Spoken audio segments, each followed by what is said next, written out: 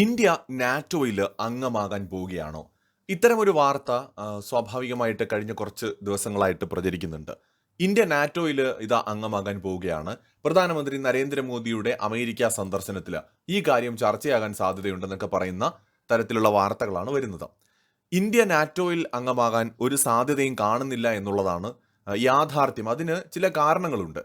ആ കാരണങ്ങൾ എന്താണെന്ന് അറിയണമെങ്കിൽ എന്താണ് നാറ്റോ എന്ന് നമ്മൾ മനസ്സിലാക്കണം. നാറ്റോ എന്ന് നമ്മൾ ഈ ചുരുക്കി വിളിക്കുന്ന ഈ ഒരു പ്രസ്ഥാനം, ഇതിന്റെ പൂർണ്ണമായ പേരെന്ന് പറയുന്നത് നോർത്ത് അറ്റ്ലാന്റിക് ട്രീറ്റി ഓർഗനൈസേഷൻ എന്നാണ്. 32ഓളം അംഗങ്ങളാണ് ഇപ്പോൾ നാറ്റോയിൽ ഉള്ളത് എന്നാണ് മനസ്സിലാക്കാൻ സാധിക്കുന്നത്. അതായത് 30 യൂറോപ്യൻ രാജ്യങ്ങളും 2 നോർത്ത് അമേരിക്കൻ രാജ്യങ്ങളും, അതായത് അമേരിക്കയും കാനഡയും. സോ അങ്ങനെ 32 രാജ്യങ്ങൾ അടങ്ങുന്നതാണ് നാറ്റോ.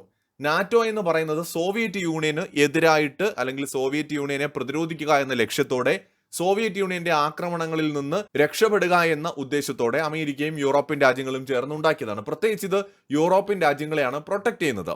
രണ്ടാം ലോക മഹായുദ്ധത്തിന് ശേഷമുണ്ടായ ശീതയുദ്ധ കാലത്താണ് ഇത് പ്രസക്തമായി മാറുന്നത്. ജവഹർലാൽ നെഹ്റു മുതൽ ഇങ്ങോട്ടുള്ള എല്ലാ നമ്മുടെ ഭരണാധികാരികളും ചേരിചേരാ പ്രസ്ഥാനം എന്ന് പറയുന്ന ആശയത്തെ പിന്തുടർന്നവരാണ്.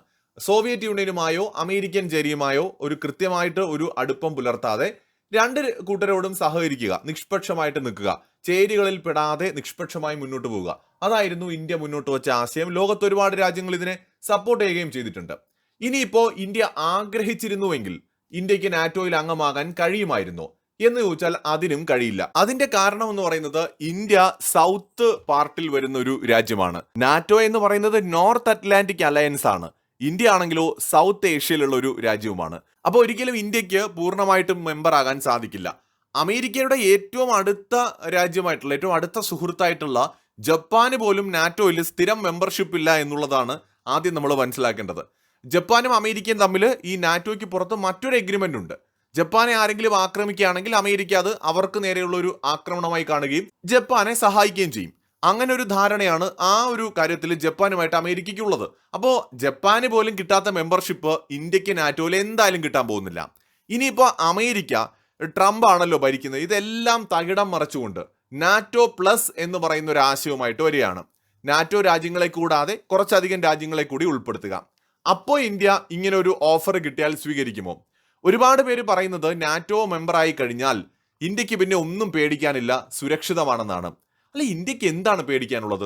പാകിസ്ഥാനെയോ ചൈനയോ അതോ ബംഗ്ലാദേശിനെയാണോ ഇന്ത്യ പേടിക്കേണ്ടത്? ഈ രാജ്യങ്ങളെയൊക്കെ പേടിച്ച് അമേരിക്കയുടെ തണലിൽ ഒരു മൂലയിൽ ഒളിച്ചിരിക്കാനാണോ ഇന്ത്യ ശ്രമിക്കേണ്ടത്? അതോ ഈ രാജ്യങ്ങളുടെയൊക്കെ വെല്ലുവിളികളെ സ്വീകരിച്ചുകൊണ്ട് അതിനെ തരണം ചെയ്ത് ഒരു ശക്തമായ ഇൻഡിപെൻഡന്റ് ആയിട്ടുള്ള രാജ്യമായിട്ട് മാറുകയാണോ ഇന്ത്യ ചെയ്യേണ്ടത്? പല രാജ്യങ്ങളും അമേരിക്കയുടെ തണലിൽ ഒരു മാളത്തിൽ പോയി ഒളിച്ചിരിക്കാനായിട്ടാണ് നാറ്റോയെ കാണുന്നത്. ഇന്ത്യക്ക് അങ്ങനെ ഒരു ഗതികേടുണ്ട് എന്ന് ഇന്ത്യക്കാർ തന്നെ കരുതുകയാണോ? പലരുടെയും കമന്റുകൾ അങ്ങനെയാണ് കാണുന്നത്. സത്യത്തിൽ നമുക്ക് അത്തരം ഒരു ഗതികേടൊന്നുമില്ല. ഇന്ത്യ ഇതിനേക്കാളൊക്കെ ദുർബലമായിരുന്ന സമയത്ത് പോലും ഇന്ത്യയുടെ ഭരണാധികാരികൾ നാറ്റോ പോലെ ഒരു അലയൻസ് ഉണ്ടാക്കിയിട്ട് ആരുടെയും സഹായം ചോദിച്ചു പോയിട്ടില്ല. അതാണ് ഇന്ത്യയുടെ ചരിത്രം. പിന്നെയാണോ ഇന്ന് ഇത്രയും ശക്തമായി നിൽക്കുന്ന സമയത്ത് ഇന്ത്യ പോയിട്ട് ഉടനെ ഞങ്ങളെ ഒന്ന് സഹായിക്കൂ, നാറ്റോയിൽ എടുത്താൽ ഞങ്ങളെ ചൈന ആക്രമിക്കില്ല, അല്ലെങ്കിൽ ബംഗ്ലാദേശ് ആക്രമിക്കില്ല, അല്ലെങ്കിൽ പാകിസ്ഥാൻ ആക്രമിക്കില്ല എന്ന് പറയാൻ പോകുന്നത്? അമേരിക്കൻ പ്രസിഡന്റ് ഡൊണാൾഡ് ട്രംപ് തന്നെ തുറന്നു പറഞ്ഞിട്ടുണ്ടല്ലോ, അദ്ദേഹം ഇന്ത്യയെ സഹായിക്കാൻ മുന്നോട്ട് വന്നപ്പോൾ ഇന്ത്യ ഒരു അയൽ രാജ്യവുമായിട്ട് പ്രശ്നത്തിൽ നിൽക്കുകയാണ്, സഹായിക്കാമെന്ന് പറഞ്ഞപ്പോൾ മോദി പറഞ്ഞത് അതിന്റെ ആവശ്യമില്ലെന്നാണ്. അത് തന്നെയാണ് ഇന്ത്യയുടെ മുൻകാലങ്ങളിലുള്ള ഭരണാധികാരികളും പറഞ്ഞിട്ടുള്ളത്. അതായത് ഇന്ത്യക്ക് അതിന്റെ ആവശ്യമില്ല. ഇപ്പോൾ ഈ അടുത്തിടെ ജപ്പാൻ ഒരു ആശയം മുന്നോട്ട് വെച്ചു, നമുക്ക് നാറ്റോ മോഡലിൽ ഒരു ഏഷ്യൻ നാറ്റോ ഉണ്ടാക്കിയാലോ എന്നും.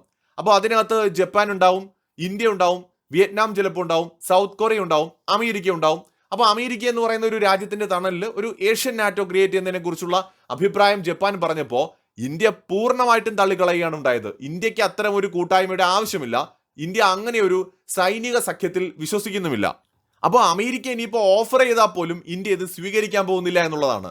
ഇന്ത്യ അമേരിക്കയുമായിട്ട് ഏതെല്ലാം മേഖലയിൽ സഹകരിക്കുന്നുണ്ട്? ഉദാഹരണത്തിന് ക്വാഡ് എന്ന് പറയുന്നത് വളരെ പ്രധാനപ്പെട്ട ഒരു കൂട്ടായ്മയാണ്. പക്ഷേ ഒരു സൈനിക സഖ്യമല്ല ഇത്. അതായത് ക്വാഡിലെ ഒരു മെമ്പറിനെ ആക്രമിച്ചാൽ എല്ലാവരെയും ആക്രമിച്ചതായി കണ്ടുകൊണ്ട് എല്ലാവരും ചേർന്ന് തിരിച്ചാക്രമിക്കും എന്ന് പറയുന്ന അത്തരം വിഡ്ഢിത്തങ്ങളൊന്നും ക്വാഡിലില്ല, ബ്രിക്സിലുമില്ല, G20യിലുമില്ല. അതുകൊണ്ട് ഇത്തരം കൂട്ടായ്മകളിൽ ഒന്നിലും അങ്ങനെയില്ല. അപ്പൊ അതാണ് ഇന്ത്യക്കും വേണ്ടത്. ഇന്ത്യക്ക് സഖ്യങ്ങൾ വേണം.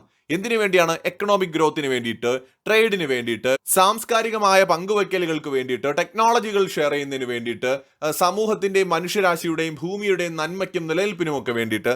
അങ്ങനെയുള്ള കൂട്ടായ്മകളാണ് ഇന്ത്യക്ക് വേണ്ടത്. അല്ലാതെ ഇന്ത്യക്ക് ഒരു സൈനിക സഖ്യത്തിന്റെ ആവശ്യമില്ല. നമുക്കതുകൊണ്ട് അമേരിക്ക ഇനിയിപ്പോൾ അങ്ങനെ ചില ആശയങ്ങൾ ഇടയ്ക്കുണ്ടായി. അതായത് നാറ്റോ പ്ലസ് എന്ന് പറയുന്ന ഒരു സഖ്യത്തിന്റെ ആലോചന നാറ്റോയിലെ പുതിയ രാജ്യങ്ങൾ കൊണ്ടുവരാനാണല്ലോ തടസ്സം. അപ്പൊ നാറ്റോ പ്ലസ് എന്ന് പറഞ്ഞ് ഒന്ന് കൊണ്ടുവന്നാലോ ഇന്ത്യക്കും ജപ്പാനും സൗത്ത് കൊറിയയ്ക്കും ഒക്കെ അതിൽ സഖ്യമാകാമല്ലോ, അതിൽ അംഗമാകാമല്ലോ. പക്ഷെ അങ്ങനെ ഒന്ന് വന്നാൽ പോലും ഇന്ത്യ അത് സ്വീകരിക്കില്ല. ഇന്ത്യയും റഷ്യയും തമ്മിൽ അത്രയും അടുത്ത ബന്ധമാണുള്ളത്. ആ ബന്ധത്തിൽ ഒരു വിള്ളലും വീഴ്ത്താൻ ഇന്ത്യ ഒരിക്കലും ശ്രമിക്കില്ല. നമ്മൾ കാണേണ്ടത് വെറും ആയുധ ഇടപാട് മാത്രമല്ല ഇന്ത്യയും റഷ്യയും തമ്മിലുള്ള ബന്ധമെന്ന് പറയുന്നത്. പലരും അതിനെ അങ്ങനെയാണ് കാണുന്നത്.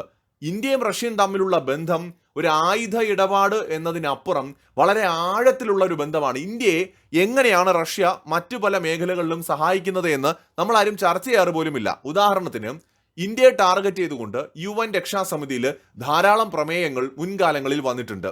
UN പല പ്രമേയങ്ങൾ വന്നപ്പോഴും ജമ്മു കാശ്മീർ വിഷയമായിക്കോട്ടെ, ഭീകരവാദവുമായി ബന്ധപ്പെട്ട വിഷയമായിക്കോട്ടെ, പാകിസ്ഥാൻ കൊണ്ടുവരുന്ന വിഷയമായിക്കോട്ടെ, ഇത്തരത്തിൽ ഇന്ത്യയെ ടാർഗറ്റ് ചെയ്തുകൊണ്ട് പാകിസ്ഥാനോ ചൈനയോ മറ്റേതെങ്കിലും രാജ്യങ്ങളോ ഈവൻ അമേരിക്കയിലെ ആരെങ്കിലും ഒക്കെ കൊണ്ടുവരുന്ന ഏത് തരത്തിലുള്ള പ്രമേയങ്ങളെയും എല്ലാ കാലവും എതിർത്ത് ഇന്ത്യക്കൊപ്പം നിന്നിട്ട് ഉള്ള ഒരു രാജ്യമാണ് റഷ്യ എന്ന് പറയുന്നത്.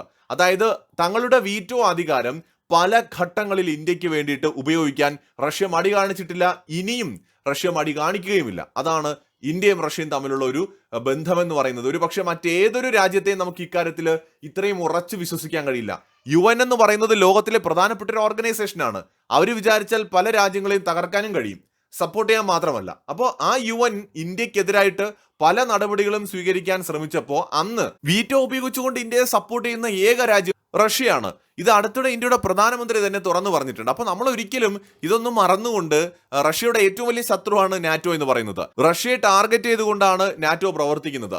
യുക്രൈനെ നാറ്റോയിൽ അംഗമാക്കാനുള്ള ശ്രമമാണ് റഷ്യ യുക്രൈൻ യുദ്ധത്തിലേക്ക് പോലും നയിച്ചത്. അങ്ങനെ ഇരിക്കുമ്പോൾ ഇന്ത്യ പോയിട്ട് ഒരു സൈനിക സഖ്യത്തിൽ അംഗമാകുക എന്ന് പറയുന്നത് ഒരിക്കലും നടക്കാത്തൊരു കാര്യമാണ്. എന്നാൽ നാറ്റോ രാജ്യങ്ങളും നാറ്റോയുമായിട്ടുള്ള ഇന്ത്യയുടെ സഹകരണം ശക്തമാകാൻ സാധ്യതയുണ്ട്. നാറ്റോയിലെ ഒരു പൂർണ്ണമായ മെമ്പർഷിപ്പ് എടുക്കുക എന്നതിനപ്പുറം നാറ്റോ രാജ്യങ്ങളുമായിട്ട് കൂടുതൽ ശക്തമായിട്ടുള്ള വ്യാപാരം, കൂടുതൽ സുരക്ഷയുമായി ബന്ധപ്പെട്ട മേഖലയിലെ സഹകരണങ്ങൾ, ഇൻഡോ പസഫിക് റീജിയണിലെ സേഫ്റ്റിയും അതുപോലെ സ്ഥിരതയ്ക്കും വേണ്ടിയിട്ടുള്ള സഹകരണങ്ങൾ, ഇതൊക്കെ ഉണ്ടാവാൻ സാധ്യതയുണ്ട്. 2023 അമേരിക്കയുടെ ലോ മേക്കേഴ്സ് ഒരു പുതിയ ആശയം മുന്നോട്ട് വെച്ചു. അതാണ് ഈ നാറ്റോ പ്ലസ്. അതായത് ഈ നാറ്റോയുടെ കൂടെ Japan, south Korea, Australia, New Zealand, Israel, India ഈ രാജ്യങ്ങളെ കൂടി ഉൾപ്പെടുത്തിക്കൊണ്ടുള്ള ഒരു കൂട്ടായ്മ.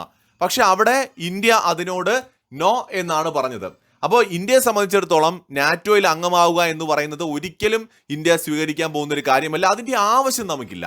ഒരു ഏഷ്യൻ നാറ്റോ വന്നാൽ പോലും ഇന്ത്യ അതിൽ അംഗമാവില്ല. ക്വാഡ് പോലെയുള്ള കൂട്ടായ്മകളിൽ ഇന്ത്യ ഉണ്ടാകും. പക്ഷെ ഒരു സൈനിക സഖ്യത്തിന് ഇന്ത്യയെ കിട്ടില്ല. ഇന്ത്യയുടെ കാര്യം നോക്കാൻ ഇന്ത്യക്ക് നന്നായിട്ട് അറിയാം.